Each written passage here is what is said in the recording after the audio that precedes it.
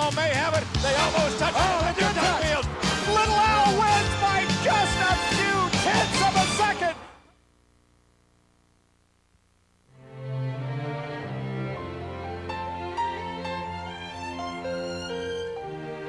Indianapolis. To race at Indianapolis is the dream of every driver ever to strap on a helmet and a pair of gloves. To win at Indianapolis fulfills a promise many have made, but very few have not broken.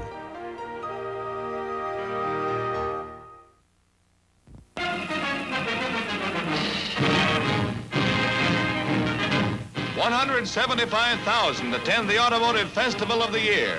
Each Memorial Day, motor fans flock to the running of the Indianapolis Motor Speedway's 500-mile grind. It's catch as catch can at the track as drivers and mechanics ready their souped-up racers for the speed classic of the season. The Daredevils also get set for the killing pace. Maury Rose, 47 and 48 winner, and the other hotshot brick burners await the starter's flag. And with every engine tuned to perfection, they go! George Lynch in car 26 spins. George was really pouring it on, but disaster overtook him. Bill Holland, who finished second last year and year before, finally comes to glory. This is the fastest race in Speedway history, and Bill is making it. His time sets a new track record, 121 plus miles per hour. Linda Darnell's movie kiss leaves everybody somewhat dizzy. And why not? It was a dizzying pace throughout. Woo! Indianapolis. It's never been a place for the faint of heart.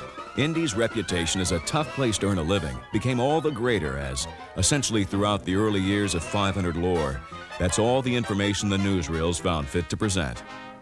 Granted, she wasn't as safe then as she is today. But then again, what is? In 1909, a racetrack was built in Indianapolis, Indiana. Originally, the idea was that when the Speedway was not holding competitive events, it would be an ideal location for area automobile manufacturers to test their products. Soon, it was agreed that one race a year would be best. And on May 30th, 1911, the very first Indianapolis 500-mile race was run.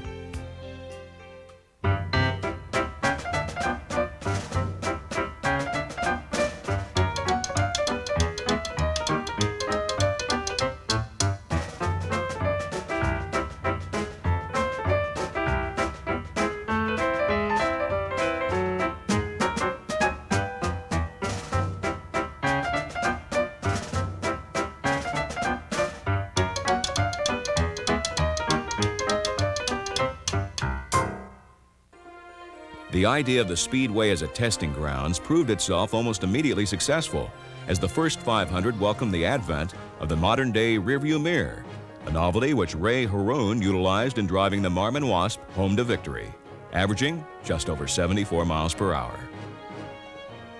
Though Haroun was an American, the early years of the Indy 500 harbored a unique international flavor, as major auto manufacturers from all over the world began to surface at the Memorial Day Classic, with the French-manufactured Peugeot engine soon emerging as the car to beat.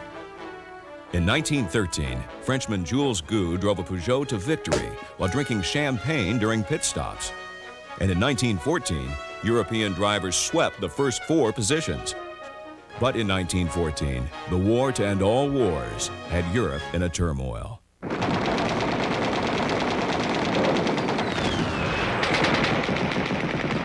The war years were difficult on Indianapolis. During World War I, the Speedway even became an airstrip for 2 years to train pilots for the American war effort. It would take the efforts of 2 men to make the Speedway the world-class facility it is today. In late 1927, the Speedway was sold to World War I hero Eddie Rickenbacker. Rickenbacker piloted the 500 until America again went to war in December of 1941, at which point the Speedway was shut down for the duration. The sounds of engines racing would not be heard for another 5 years. Someone once said, "The greatest pleasure in life is doing what people say you cannot do." Never was this more true than in the case of the Indianapolis Motor Speedway following World War II. The track was in horrible disrepair. Buildings were falling. Weeds were growing between the bricks. And owner Eddie Rickenbacker wanted to sell. Though three-time Indy 500 winner Wilbur Shaw was determined to purchase the track, he couldn't raise the funds. But a Terre Haute, Indiana businessman named Tony Holman came to the rescue and became the proud new owner of a facility that was but a shadow of what it would someday be. After some hurried preparations, the Speedway opened in time to hold the 1946 race. For the second time in its history, the Indy 500 came roaring back from the neglect of the war years.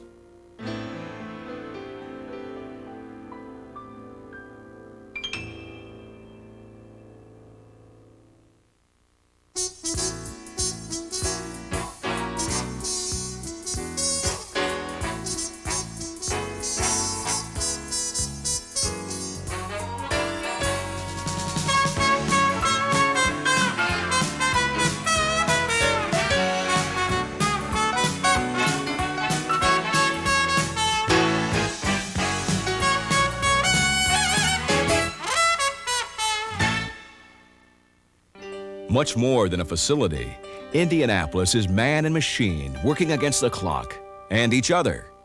To an IndyCar driver, winning is everything. In 1912, Ralph De Palma led the race for 196 of the 200 laps before breaking down just 1.5 laps from the finish. Not about to quit, and with the crowd cheering wildly, De Palma and his riding mechanic pushed their car to the finish line as the rest of the field sped past. Ralph De Palma won the approval of the fans and a chance for immortality. He would reach that pedestal with a victory at Indy in 1915. During the early years of the 500, the cars were two-seaters. For safety reasons, every driver was required to have a riding mechanic along who would watch track conditions and traffic. In 1923, the requirement was waived, and Tommy Milton became the first driver to win the race twice. The first man to capture the Indy title 3 times was Louis Meyer. Meyer very nearly won a fourth in 1939 before spinning and crashing. Thrown from the car, Meyer's shoes remained trapped in the machine as he dashed for the infield fence to avoid more serious injury. Meyer retired shortly thereafter. Indy's next 3-time winner, Wilbur Shaw, grew up only 30 miles from the Speedway. It took him 9 tries, but Wilbur finally came home victorious in 1937. He would take the checkered flag 2 of the next 4 races at Indianapolis. He too might very well have been Indy's first 4-time winner, but he suffered a collapsed wheel while leading the race in 1941. The accident broke his back and forced him into retirement. The 1960s were a period at Indianapolis when new names began to emerge. Men like Parnelli Jones, Roger Ward, and A.J. Foyt were suddenly household names. Why? Indianapolis.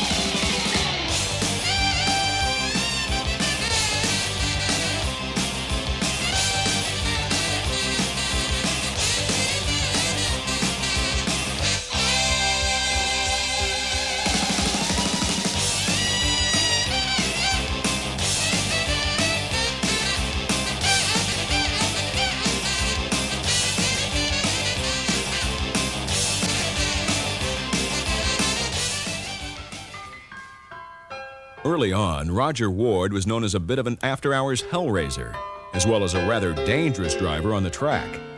He would win the 500-mile race in 1959, and in the span of 6 short seasons, he would capture 2 wins, 2 seconds, a third, and a fourth at Indianapolis, one of the greatest runs ever in American racing history. But an incident in the 1955 Indianapolis 500 would both enhance and put an end to that reputation once and for all. Lap 57. Ward was about to be lapped by race leader and 2-time Indy 500 champion Bill Vukovich. Suddenly, his front axle broke, setting off a 4-car incident in which, sadly, Vukovich was killed. Ward would later say, "The night after the accident, I became a man."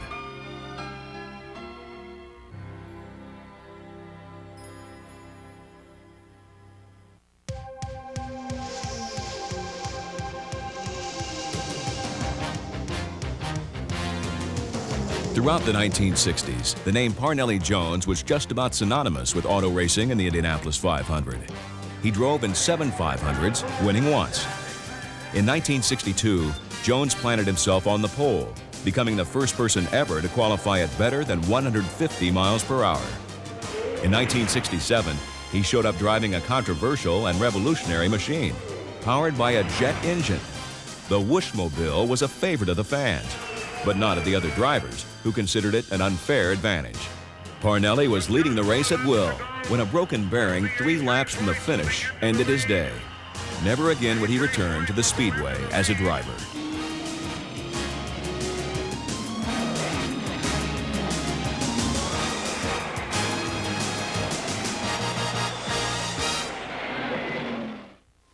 Yet perhaps the driver the 60s will best be remembered for was a young man who burst upon the spotlight with his first speedway victory in 1961 and is still driving race cars at Indianapolis some 35 years later. A.J. Foyt.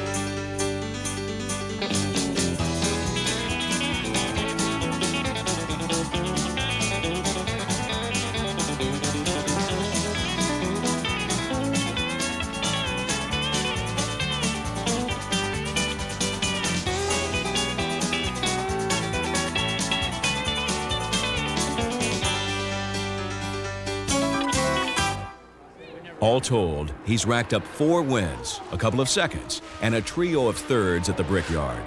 Now in his 50s, A.J. has yet to call it quits at the Speedway. A.J. Foyt takes a checkered flag. While America had her Speedway superstars of the 60s, certainly the British had more than their fair share of success at Indy. With the advent of the so-called rear-engine car at Indianapolis in 1961, the times, they were a-changin'. The British invasion would have a great deal to do with that. Although the idea of putting the engine behind the driver was not a new one, no one had ever finished a race with a rear-engine setup at Indianapolis, until Jack Brabham showed up driving his tiny Cooper Climax in the spring of 1961. To make matters even worse, the Cooper donned the notoriously superstitious color of green, an old wives' tale, but a Speedway no-no nevertheless. The Cooper managed to cruise home a very respectable 9th in her very first showing at the Brickyard. The smaller rear-engine cars were here to stay, and by 1969, all 33 entries in the starting field would be rear-engine machines. Though American drivers had dominated Indy up through the 1950s, all that was about to change. Enter Britain's Colin Chapman, company owner and builder of Lotus Automobiles, who arrived at the Speedway in 1963 with 3 new rear-engine machines, American Dan Gurney, and Scottish Formula One star Jimmy Clark were the drivers. Clark notched a second in 1963 and grabbed both the pole and the early lead the following year, before a fiery accident at the end of lap 2 stopped the race. 2 drivers lost their lives, and Clark would finish out of the money. In '65, Jimmy Clark was back with a vengeance. He became the first driver to break the 160-mile-per-hour barrier, qualifying second fastest. Taking the lead at the start, Clark crossed the finish line 2 laps ahead of second-place Parnelli Jones. Jimmy Clark's victory marked the first for a foreign driver since Dario Resta back in 1916. The British had successfully conquered Indy just 3 years after their initial attempt. In 1966, Clark was joined by fellow Scotsman Jackie Stewart and Formula One world champion Graham Hill from England. 1966 would be highlighted by another opening lap accident involving nearly half the field.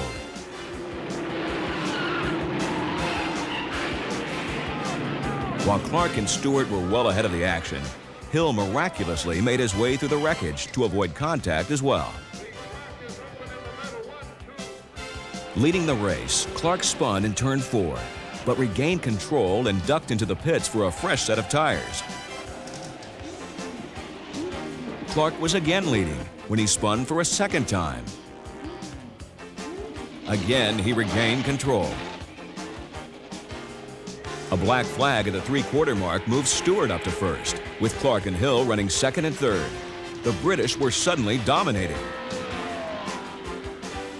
With just 10 laps to go, Stewart incredibly slowed to a stop at the head of the main straight.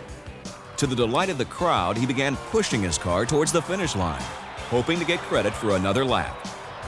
Somewhere up above, Ralph De Palma was smiling.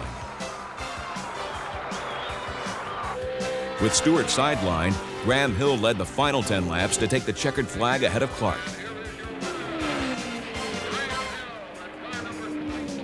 Stewart finished 6th and was awarded Rookie of the Year honors. Although the British domination predominantly ended with this victory, the effects of their influence would forevermore be a part of Speedway history.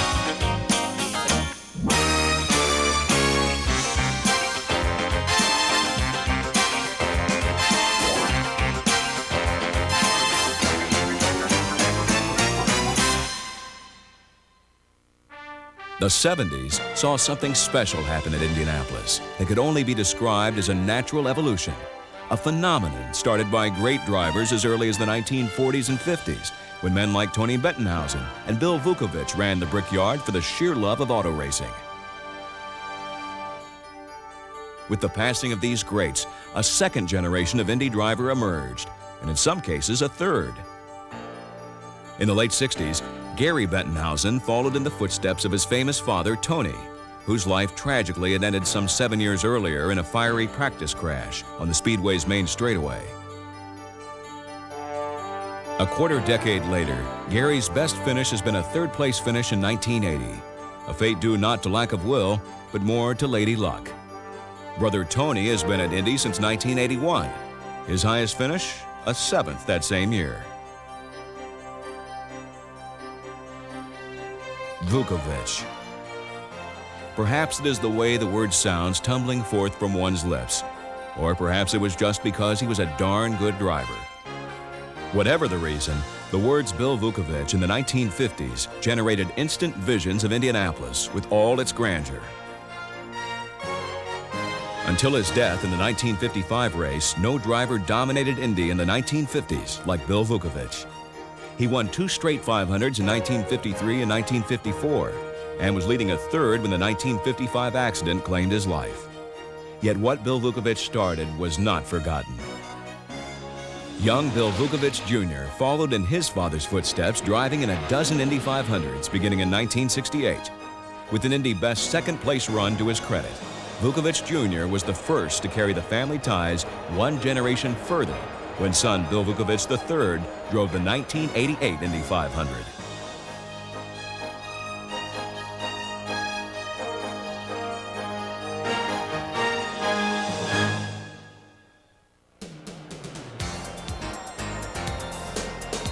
Ask someone to name an IndyCar driver, and if they don't mention A.J. Foyt, then surely Mario Andretti is the first name out of their mouth. Indeed, the Italian-born American, though he has only one 500 victory to his credit, just may be the most recognizable race car driver in the world today. Rookie of the Year following a third-place finish in 1965. His claim to Speedway fame came in the 1969 500-mile race. After crashing Andy Granatelli's new four-wheel drive Lotus in practice, Andretti qualified a resurrected backup car in the middle of the front row and easily cruised to victory in record time. Nearly 25 years later, Andretti has come close many times, yet is still searching for victory number 2 at Indianapolis. Son Michael seems destined to succeed where Mario may have fallen short. After garnering Rookie of the Year honors in 1984, Michael Andretti has continued to soar at the Speedway. A second-place finish in 1991 put him oh so close. And in 1992, Michael was dominating the field in his Ford-powered rocket when suddenly the Andretti curse struck again. His engine was finished, and so was his run at Indy on this day. With a Formula One ride just around the corner in 1993, Michael's dream to win at Indy would have to wait. As the only father-son teammates ever to run at the Speedway, Mario and Michael Andretti's legacy was expanded in 1988 when nephew John Andretti made the field for the first time. Then, in 1991, another first. Mario's youngest son, Jeff, also made the starting lineup for race day. It marked the first time ever that one family had put 4 relatives into a single race at Indianapolis. Quite an accomplishment from one of auto racing's greatest racing families.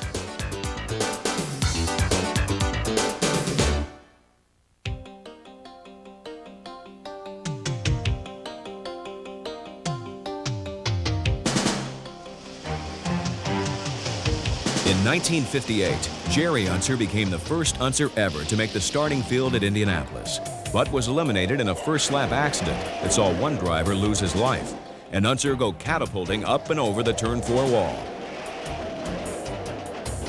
What lay ahead for a family named Unser was to be truly amazing.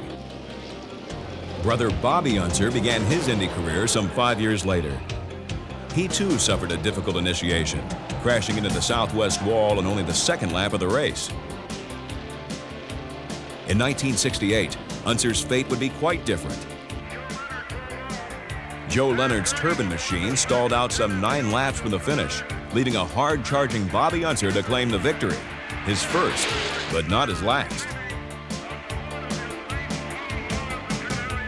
2 years later, another Unser brother, Al, claimed his first Speedway victory, racing the Johnny Lightning Special home well ahead of runners-up Mark Donohue and Dan Gurney. In '71, Al did it again, outdistancing Peter Revson and A.J. Foyt for his second win in a row and the third for an Unser in just a 4-year span. In 1975, it was Bobby's turn to win again. In a race shortened by a freak rainstorm, Unser charged to victory in Dan Gurney's Eagle. Al got his third win in 1978 in Jim Hall's Chaparral, and Bobby equaled that feat with his third win in the controversial 1981 race that saw first Bobby, then Mario Andretti, then Bobby again awarded the victory. Unser finished the race ahead of Andretti, but was immediately penalized 1 lap by Chief Steward Tom Binford for incorrectly exiting the pits. As it turned out, Mario had made the same mistake, and Unser, though later fined some $40,000, was declared the winner, and victory number 3 was his to savor. Bobby retired following the 1981 race, but Al certainly did not. In 1987, he won again, this time as an underdog replacing an injured Danny Ungaius. Al's 4th win at Indy put him on a pedestal only 2 other drivers have attained. And with a 3rd-place finish in 1992, he very nearly had a 5th.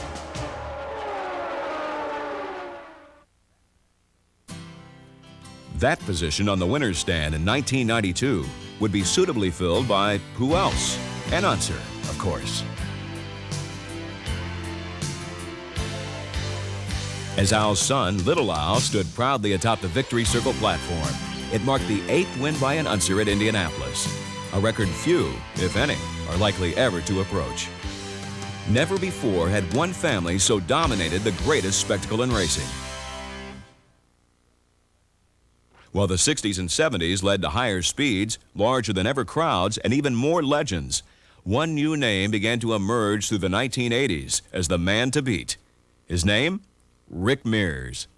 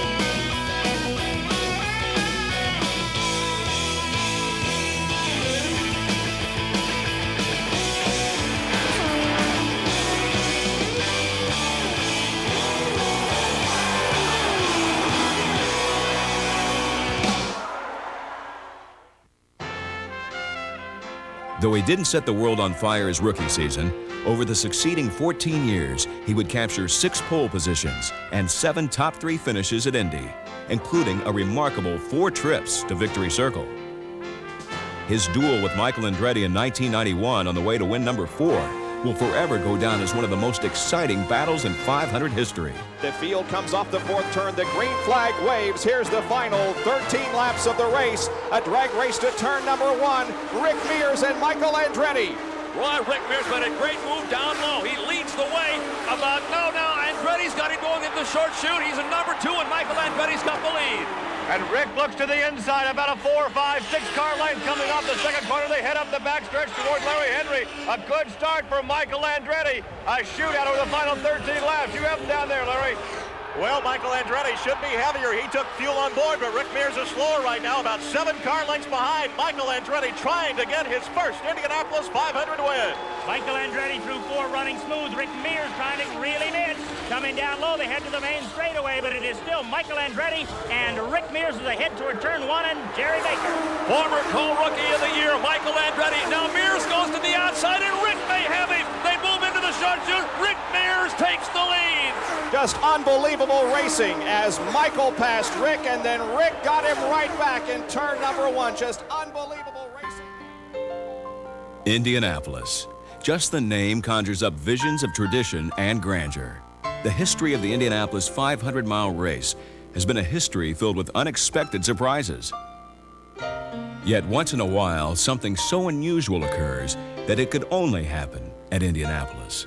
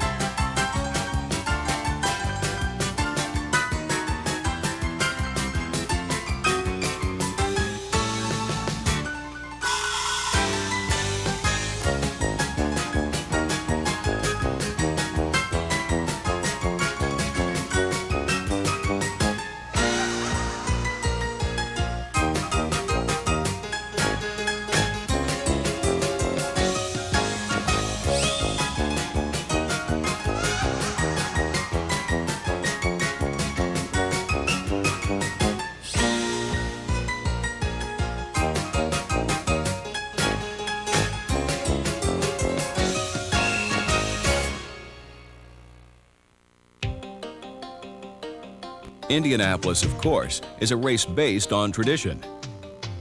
Never was tradition so challenged as on the 29th of May, 1977. It was then that the command, "Gentlemen, start your engines," first was amended. It had to be. Company with the first lady ever to qualify at Indianapolis gentlemen, start your racing.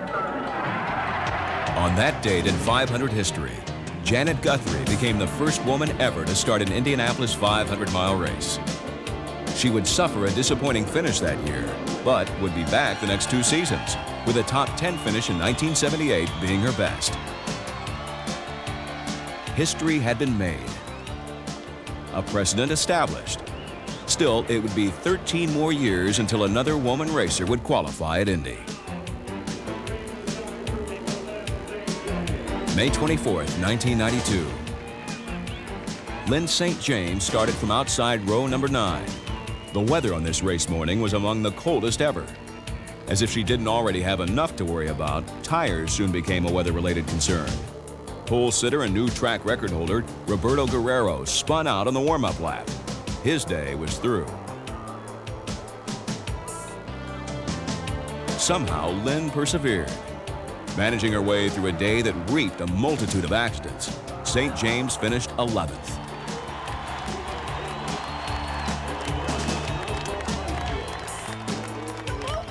The next evening, she was pronounced 1992's Rookie of the Year. In a sport where once only men ruled, no longer would a woman's appearance be termed unusual. Aside from the racers and the oddities, the memory that lingers long after a race is over is the race itself. It seems that I can see the gleaming candlelight still burning bright through the sycamores for me. The new mown hay sends all its fragrance through the fields I used to roam. When I dream about the moonlight on the wallpath, how I long for my Indiana home.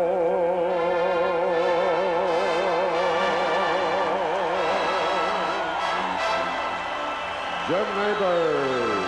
Jed Neighbors. Gentlemen, start your engines.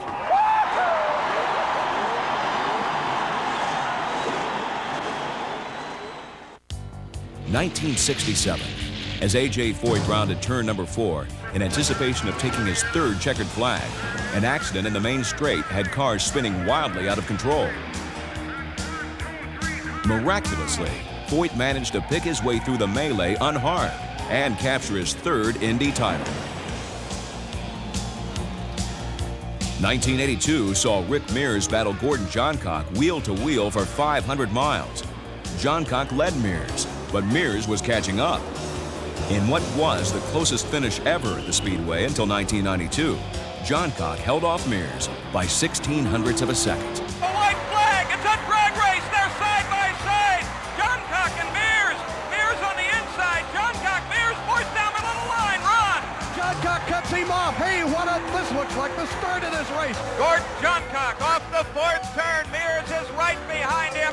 Johncock, Mears makes it try. Johncock wins it by less than 1/10 of a second. Gordon Johncock has won his 2nd 500. Rick Mears comes across in 2nd place. 1985, the spin to win. Young Danny Sullivan, running in 1st place ahead of the hard-charging Mario Andretti, spun wildly in the short chute. Miraculously, Sullivan regained control, stopped for fresh tires under the yellow his spin had created, and rejoined the field. Narrowly avoiding a first-turn accident on the restart, Sullivan caught Andretti 20 laps later, en route to his first Indianapolis 500-mile victory.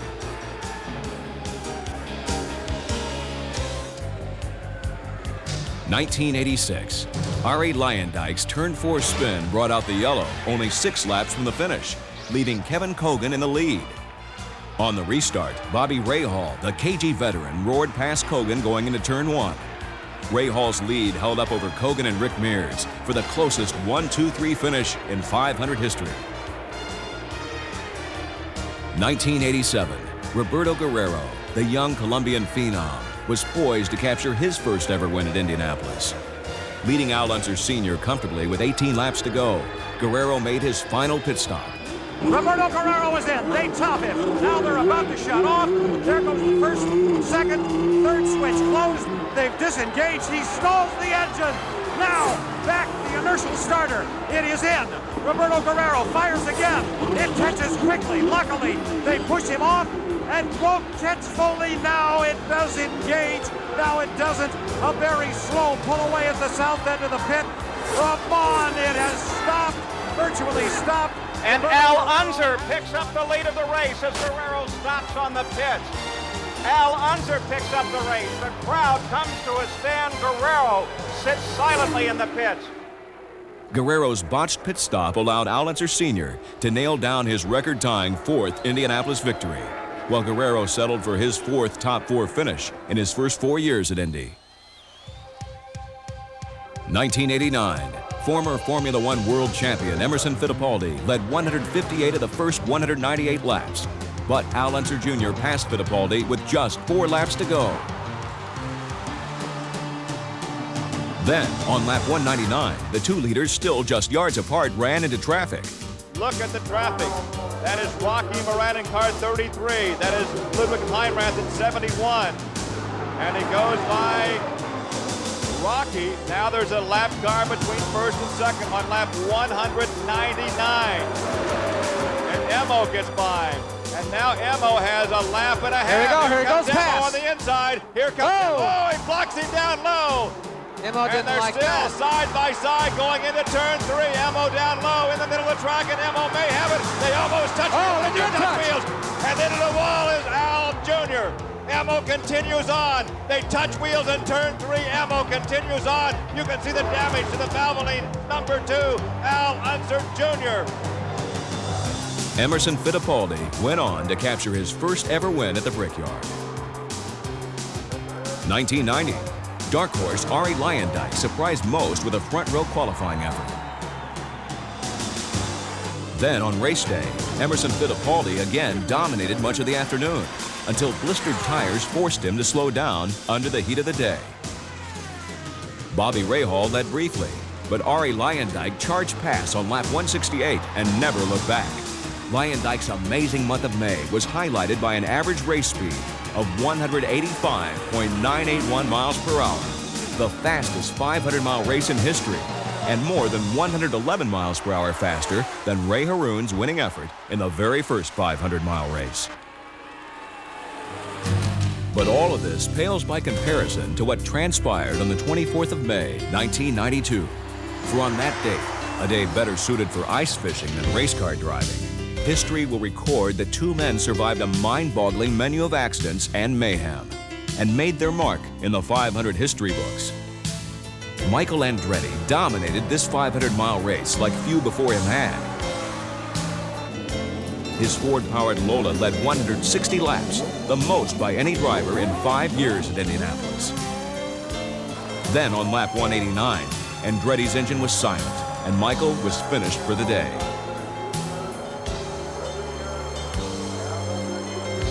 On a day where drivers battled not only each other, but Mother Nature as well, 2 gladiators emerged. One, a soft-spoken Canadian named Scott Goodyear. The other, a man with a family name synonymous with tradition at the Speedway, Al Unser Jr. With Andretti's sideline, the stage was set for what would be a classic duel between Al Unser Jr. and Scott Goodyear. 2 more laps to go. Will it be Al Unser Jr. or Scott Goodyear in the 500? Al Unser Jr.'s won almost $1.5 million here, but he's never won the race, and he's got a lot of work to do. Already in the short chute, that gap gets closer, Gary. Keep those cameras ready. We can have a photo finish once again, about 3 or 4 car lengths as they work down the backstretch. Who's it going to be in turn 3, Larry? 7 Indianapolis 500 victories already in the Unser family. Al Jr. trying to add one more. It's about a 2-car length advantage on Goodyear this time through 3. They head into turn 4. Little Al holding him off. Scott Goodyear right behind him. Just over a lap to go. They head to the main straightaway. The start-finish line. Who's going to get it? Dwayne Sweeney waves the white flag. 1 to go. A 3-car length separation between Unser and Goodyear. And that's how they come through number 1. The gap gets closer and closer and closer in front of Gary Lee. Indy about 3 or 4 car lengths as they work off the second corner for the last time. Headed down the backstretch, headed right at you, Larry Henry. Scott Goodyear tucked right in behind Al Unser Jr. He's waiting about a car length and a half behind Al Jr.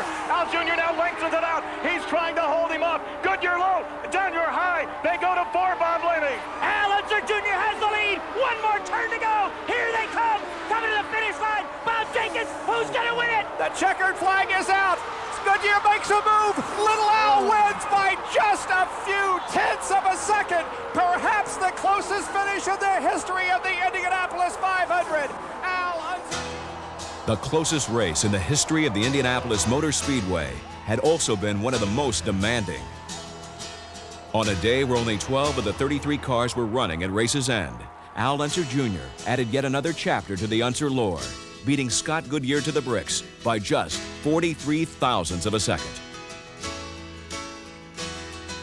The Indianapolis 500-mile race.